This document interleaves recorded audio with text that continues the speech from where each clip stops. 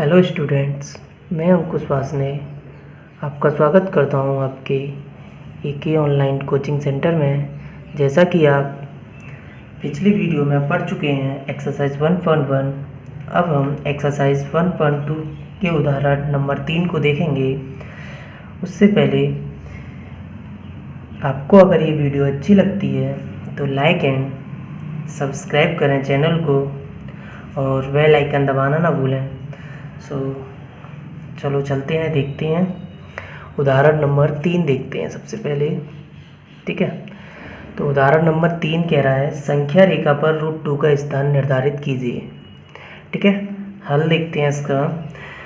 देखिए, √2 का स्थान निर्धारित करवा रहा है तो सबसे पहले हमें कुछ नहीं है, इसमें हमें एक संख्या रेखा खींचनी है। मैंने ये इसलिए पहले से कर दिया है क्योंकि टाइम लगता है इसे करने में, इसलिए मैं बस तुम्हें इसमें अच्छी तरीके से समझा दूंगा जिससे आप अपना ये क्वेश्चन हल कर सकें। तो सबसे पहले यहाँ से लेके यहाँ तक हमने एक सरल रेखा खींची, उसमें हमने -1, 0, 1, 2, 3 आपकी जितनी इच्छा हो उतने आप अंक लिख सकते हो। यहाँ मैंने बस -1 इसलिए दर्शाया यहाँ क्योंकि ये पूर्णांक है, इसलिए दर्शा दिया है। 0 हमें दर्शाना पड़ेगा क्योंकि 0 हमारा एक मूल बिंदु होता है। फिर उसके बाद में हमें 1, 2, 3 हम निकाल रहे हैं √2 की, तो √2 का निकाल रहे हैं तो हमें पता है √2 का बिंदु हम निकाल रहे हैं। तो √2 बिंदु कहाँ तक आ सकता है? √2 की वैल्यू, जब √4 की वैल्यू 2 होती है तो 2 होती है तो √2 की वैल्यू कम होगी उससे, तो इसीलिए हमने 3 तक दर्शाया है, इससे ज़्यादा नहीं दर्शाया है। अच्छा, आगे देखते हैं कि हमने यहाँ से लेके यहाँ तक ये दर्शाए, बिंदु दर्शाए। उसके बाद में 0 से लेके 1 तक मैंने एक बिंदु माना, एक लेंथ ली। 0 को मैंने O माना और 1 को मैंने A माना। 0 को मैंने O माना और 1 को मैंने A माना। यहाँ से लेके यहाँ तक की दूरी कितनी है? यहाँ पर 1। इसी प्रकार यहाँ से लेके यहाँ पर एक मैंने चाप लगाया मैंने यहाँ पर, और चाप ये यहाँ से यूँ करके यहाँ पर 90 डिग्री लिया, ये 90 डिग्री आ रहा है देखिए। और फिर यहाँ से लेके यहाँ तक एक लाइन खींची। लाइन खींचने के बाद में यहाँ से जितना मैंने यहाँ तक ये लिया है, देखिए यहाँ तक जितना मैंने यहाँ तक ये लिया है, देखिए उतना ही आपको यहाँ तक ये लेना होगा। ठीक है, इतने पे ही आपको चाप मानना है। जितना आपने ये लिया है उतने पे ही आपको क्या करना है, यहाँ पर भी चाप मानना है और यहाँ से लेके यहाँ तक की दूरी कंफर्म करनी है। फिर उसके बाद आपने ध्यान रहे, इसमें मैंने थोड़ा सा थ्योरी ली है, उससे पढ़ देते हैं पहले। सबसे पहले हमने एक सरल रेखा खींची, खींची। 0 से 1 तक चाप लगाकर समान लंबाई के आगे भी चाप लगाई। यहाँ से देखो यहाँ तक चाप लगाई, समान लंबाई के चाप लगाए हैं। ठीक है, समान लंबाई के चाप लगाए। आगे फिर 0 को मैंने क्या माना? O माना और 1 को मैंने A माना और ऊपरी बिंदु जो है मैंने उसको क्या माना? B। और ध्यान रहे ये हमारा क्या है? समकोण है। क्या है ये हमारा? समकोण। A हमारा एक क्या है? समकोण। ऊपरी बिंदु को B मानकर हमने एक समकोण त्रिभुज OAB खींचा। क्या खींचा? OAB। आगे नेक्स्ट, अर्थात पाइथागोरस प्रमेय से इसको हम जब हल करेंगे तो पाइथागोरस प्रमेय से हल करेंगे तो OB स्क्वायर ये यहाँ से लेके थोड़ा सा नीचे किसका हो, यहाँ से लेके यहाँ तक ये OB स्क्वायर बराबर OA स्क्वायर, OB स्क्वायर बराबर OA square plus AB square. OB square हमें कुछ नहीं दे रखा, अभी तो फिलहाल में कुछ नहीं था। फिर OA स्क्वायर, OA कितना दे रखा हमें? 1 दे रखा है तो हमने 1 रखा, प्लस AB कितना दे रखा है? AB, ये यहाँ से लेके ये A है हमारा, तो AB कितना दे रखा है? 1 दे रखा है तो यहाँ पर भी हमने 1 रखा। OB स्क्वायर बराबर 1 का स्क्वायर 1 और 1 का स्क्वायर 1, 1 और 1 कितना हुआ? 2। OB अगर स्क्वायर है तो यहाँ पर √2 हो जाएगा। ठीक है, यहाँ तक आपको समझ में आया है? संख्या रेखा √2 को स्थान निर्धारित ऐसे ही करते हैं। अगर बात करें √3 की तो √3 में क्या क्या ऐड करेंगे? सबसे पहले हम क्या ले लेंगे? 2। अच्छा, 2 लेंगे तो 2 का वर्ग 4 बनेगा और फिर 1 5 का बन जाएगा, तो हमें क्या लेना है? इसी प्रकार 1 लेंगे, फिर यहाँ पर चाप लाएंगे। √3 का आगे उदाहरण नंबर 4 है, उसको मैं अभी समझाऊंगा आपको। सबसे पहले फिर आगे चलते हैं। प्रकार की सहायता से O को केंद्र मानकर OB को त्रिज्या मानकर एक चाप खींचा जो संख्या रेखा को P पर काटती है। अभी देखो P पर काट रहा था हमने, फिर यहाँ से लेके यहाँ तक एक चाप लिया। यहाँ से लेके यहाँ तक एक चाप लिया काट कर, और फिर यहाँ से लेके यहाँ तक हमने हमारा जो कि पी पर √2 की वैल्यू निकल के आएगी। कितने पर निकल के आएगी? पी पर √2 की वैल्यू यहाँ से लेके यहाँ तक हमने चाप लिया और यहाँ पर मार दिया, तो ये पी की वैल्यू निकल के आई √2। ठीक है, इसी प्रकार नेक्स्ट उदाहरण नंबर 4 देखेंगे। ठीक है, उदाहरण नंबर 4 आ गया, देखते हैं हम उदाहरण नंबर 4 में क्या है। उदाहरण नंबर 4 है, संख्या रेखा पर √3 को निर्धारित कीजिए। संख्या रेखा पर √3 को क्या कीजिए? निर्धारित कीजिए। चलिए देखते हैं, √3 को निर्धारित करना है हमको। तो √3 मैंने -1 0 1 2 3 वहीं तक ले लिया, जितना आपको लेना उतना ले सकते हैं। बस √3 की वैल्यू हम थोड़ा बहुत जानते हैं, 1.732 होता है, तो 2 के बीच 1 और 2 के बीच में ही आने वाली है, सीधी सी बात है। तो इसलिए हमने 3 तक ले लिया। ठीक है, 0 हमारा मूल बिंदु है। अब बड़े ध्यान से समझना है इसको, आपको √3 कैसे निकालना है कि सबसे पहले हमें क्या करना है, हमने एक सरल रेखा खींची, उसके बाद में हमने 0 से लेके 1 तक 1 लिया, फिर ए से लेके बी तक हमने फिर एक लेंथ ली दोनों पर, फिर हमने एक कर्व डाला जो कि त्रिज्या मानते हैं हम इसको, एक कर्व डाला। कर्व पाइथागोरस प्रमेय से, हम पाइथागोरस प्रमेय से इसको हल कर सकते हैं। ओ बी, तो ओ बी स्क्वायर बराबर क्या हो जाएगा? O A square plus A B square क्या हो जाएगा?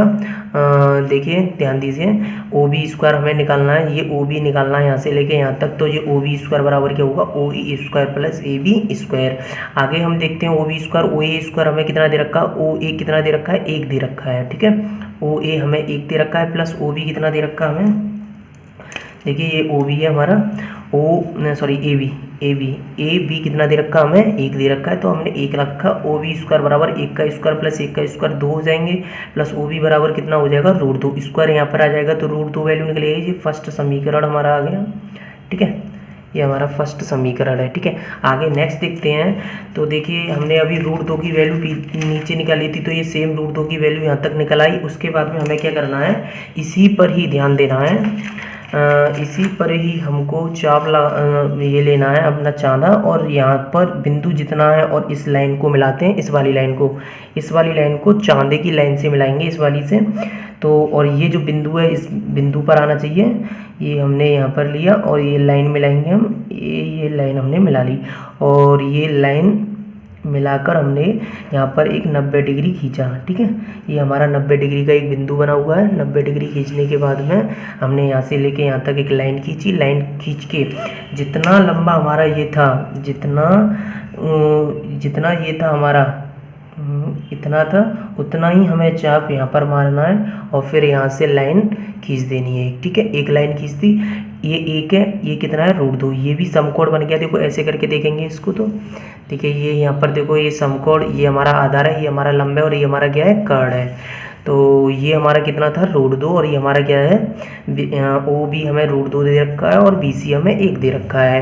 तो बी सी हमें 1 दे रखा है, तो ये भी क्या बन गया? एक ओ बी सी एक समकोण बन गया। तो ओ बी सी समकोण बन गया, तो ओ सी स्क्वायर हम पाइथागोरस प्रमेय का प्रयोग कर सकते हैं। इसमें क्या बन गया? ओ बी सी एक समकोण बन गया, तो पाइथागोरस का प्रमेय का प्रयोग कर सकते हैं। तो ओ सी स्क्वायर बराबर क्या होगा? O B square plus C B square. तो ओ सी स्क्वायर ओ बी कितना दे रखा है? यहाँ देखिए ओ बी दे रखा है आपको, ओ बी दे रखा है √2, तो हमने यहाँ पर √2 लिया।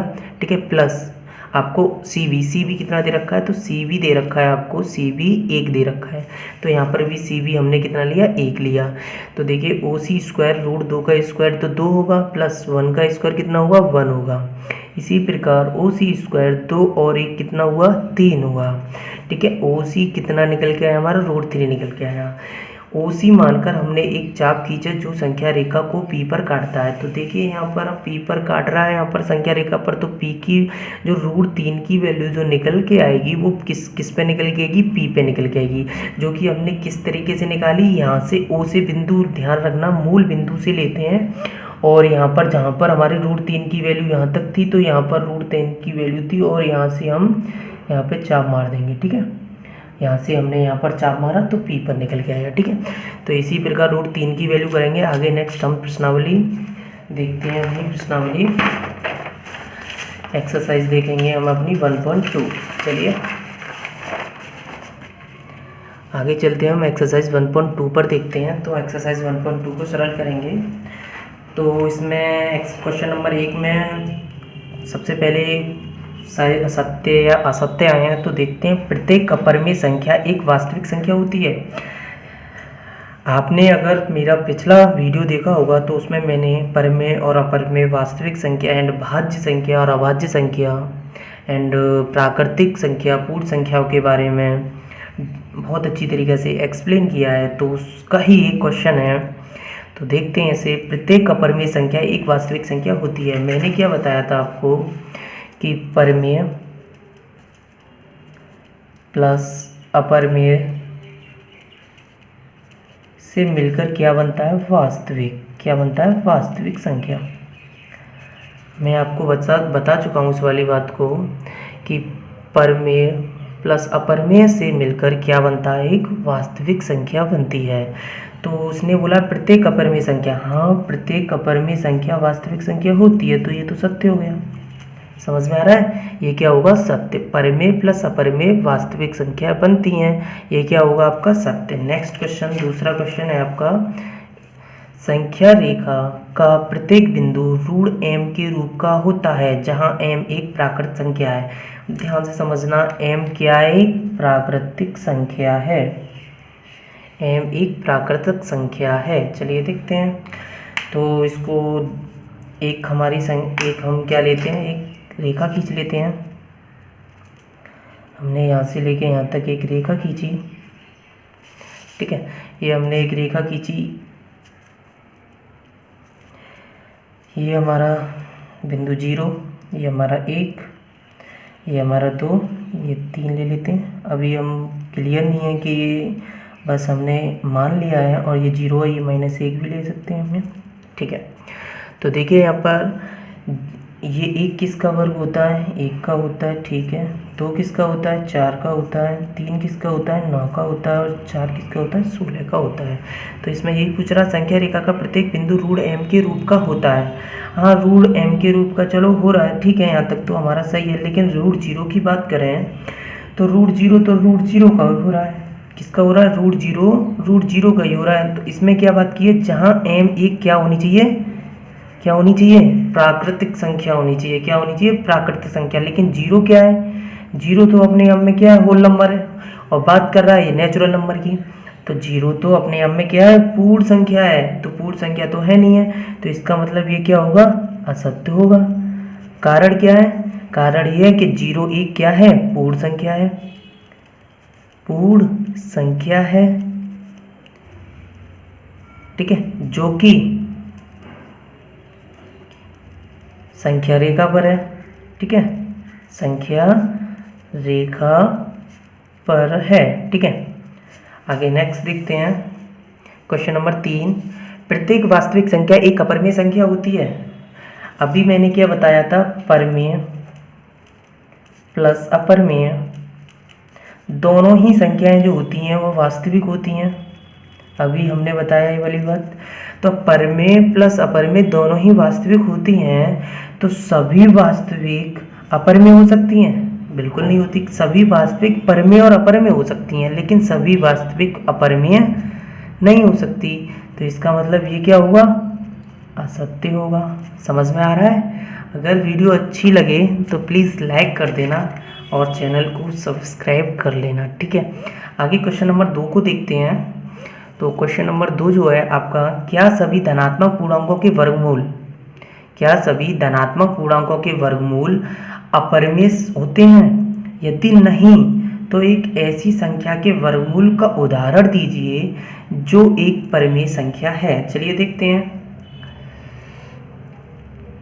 चलो देखते हैं, उदाहरण दीजिए।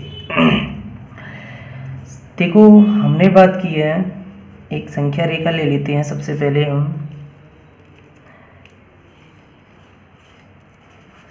पूर्णांक में 0 भी आता है आपका, ठीक है, 1 आता है, 2 आता है, 3 आता है, 4 आता है, -1 आता है, -2 आता है, -3 आता है, ठीक है। तो ये बात ये कह रहा है, क्या सभी धनात्मक पूर्णांकों के वर्गमूल, धनात्मक पूर्णांकों के वर्गमूल अपरमेय होते हैं? √3 बिल्कुल सही है, अपरमेय है, बिल्कुल ठीक है। √2 बिल्कुल ठीक, अपरमेय है। अगर बात करें हम √4, क्या ये अपरमेय है? नहीं जी, ये परमेय है, और ये संख्या रेखा पर भी निरूपित होता है। तो तो इसका मतलब क्या हुआ, रूट 4 एक क्या है, रूट 4 क्या है, एक परिमेय संख्या है। और इसमें पूछा यदि नहीं है तो एक ऐसी संख्या के वर्गमूल का उदाहरण दीजिए जो एक परिमेय संख्या है। तो हमें लिखना क्या है, रूट 4 एक परिमेय संख्या है जो कि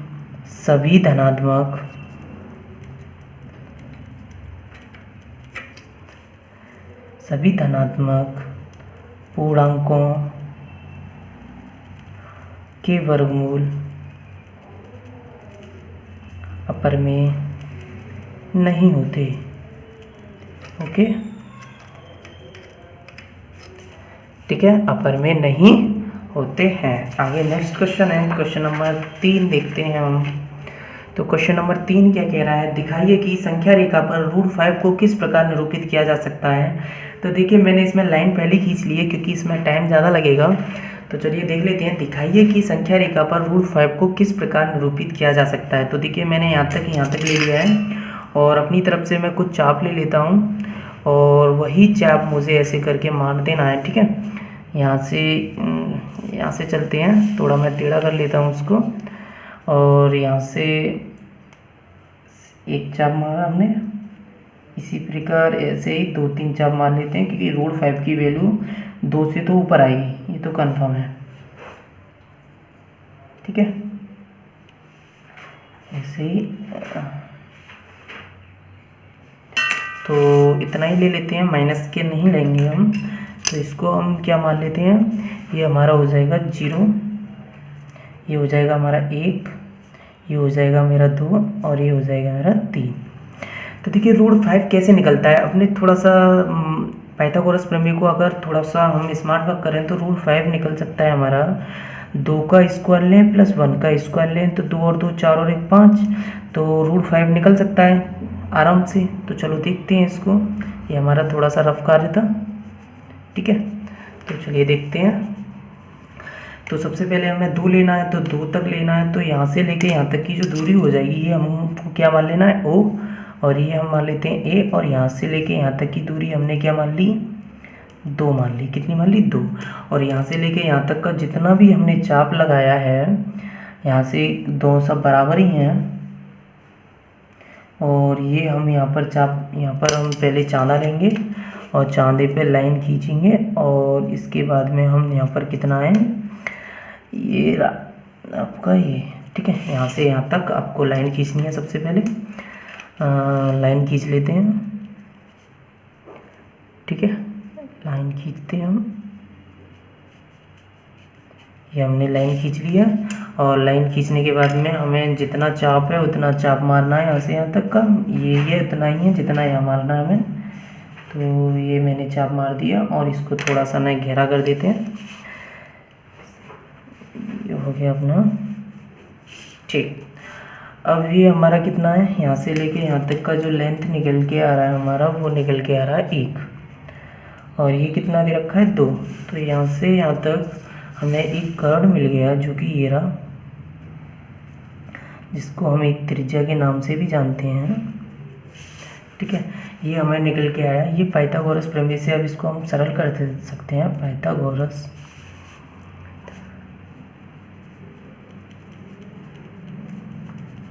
प्रमेय से ध्यान रहे जो ए हमारा वो क्या है, एक समकोण है। ठीक है, क्योंकि समकोण पर बनना 90 डिग्री है। ठीक है, पाइथागोरस प्रमेय से हमारा ये क्या होगा, ओ ए, और इसको हमने क्या मान लिया, बी, ओ ए बी पर। ठीक है, तो क्या होगा, ओ बी स्क्वायर बराबर क्या हो जाएगा, ओ ए स्क्वायर प्लस क्या हो जाएगा, ए बी स्क्वायर। ठीक है, समझ में आ रहा है। ओ बी स्क्वायर हमारा दे नहीं रखा, ओ ए कितना दे रखा है, 2 का स्क्वायर प्लस ए बी कितना दे रखा है, 1 का स्क्वायर। ठीक है, तो ये ओ बी स्क्वायर कितना हो जाएगा, 2 दूनी 4 प्लस 1। ठीक है, ओ बी स्क्वायर जो निकल के आया हमारा कितना निकल के आएगा, 5। तो ओ बी कितना आएगा, रूट 5। ठीक है, ओ बी निकल के आया हमारा रूट 5। समझ में आ रहा है, ओ बी हमारा रूट 5 निकला। और हमने इससे यहाँ से लेके फिर हमें प्रकार की ज़रूरत पड़ेगी, और रूट 5 जो यहाँ से निकला था और यहाँ तक हमें ये लंबाई लेनी है। देखिए यहाँ से लेके और ये थोड़ा सा और ले लेते हैं, ये ले लिया, ठीक है। यहाँ पे हमें मार देना है और ये 2 से देखो थोड़ा ही पास आया है, ठीक है। ये हमारे किस रेखा बिंदु रेखा पर पी पर काट रहा है, जो कि किसकी वैल्यू है, √5 की। और √5 की आपको वैल्यू पता है, √5 की वैल्यू 2 से तो ज़्यादा ही होती है, तो देखो 2 से थोड़ी सी ज़्यादा है √5 की वैल्यू। तो हमें पता पड़ा ओ बी की वैल्यू कितनी आई, √5, ठीक है। तो हम लिखेंगे प्रकार की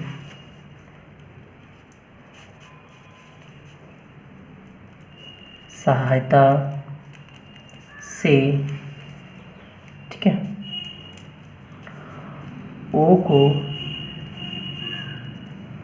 केंद्र मानकर OB को त्रिज्या मानकर एक चाप खींचा, जो संख्या रेखा को किस पर काटता है, P पर काटता है। P पर क्या करती है, काटती है, सॉरी। तो ये क्वेश्चन √5 जो है वो ऐसे करके होगा, आपके समझ में आया होगा उम्मीद है। अगर आपको ये वीडियो अच्छा लगा हो तो प्लीज़ लाइक एंड सब्सक्राइब करें चैनल को और बेल आइकन दबाना ना भूलें। धन्यवाद।